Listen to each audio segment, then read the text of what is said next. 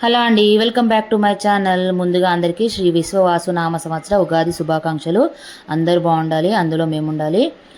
మనకి ఉగాది అనగానే ఉగాది పచ్చడి, పోలేలు, అలాగే ఫస్ట్ చేసుకునే తొక్కు అనమాట. మనము మామిడికాయ తురుము పచ్చడి నాకైతే చాలా ఇష్టం అనమాట. ఈ మామిడికాయ తురుము పచ్చడి ఎక్కువ రోజు నిల్వ ఉండకుండా కూడా ఒక 15 డేస్ అయితే ఉంటుందన్నమాట. ఫ్రిడ్జ్లో పెట్టుకొని తింటే చాలా బాగుంటుంది. సో ముందుగా అయితే నేను 3 మ్యాంగోస్ తీసుకున్నాను, మీడియం సైజ్వి. పెద్ద సైజు అయితే ఒక 2 మ్యాంగోస్ తీసుకోండి. అవి పైన నీట్గా వాష్ చేసేసుకొని తడి లేకుండా దుడ్డు చేసేసుకొని చెక్కు తీసేసుకొని తురుముకొని పెట్టుకోవాలి.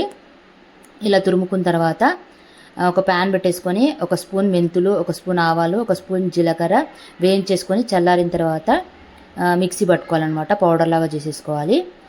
నేనైతే మెజరింగ్ కోసం ఒక చిన్న కప్పు తీసుకున్నాను. నాకు ఈ కప్పుతోనే 3 కప్స్ ఆఫ్ తురుము వచ్చిందనమాట.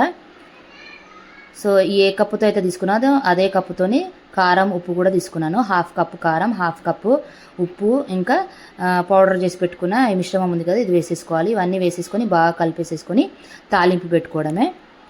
నూనె కూడా మనం ఇదే కప్పుతో తీసుకోవచ్చు. ఒక కప్పు నూనె వేసేసుకొని, పల్లి నూనె అయితే ఇంకా చాలా బాగుంటుంది టేస్ట్.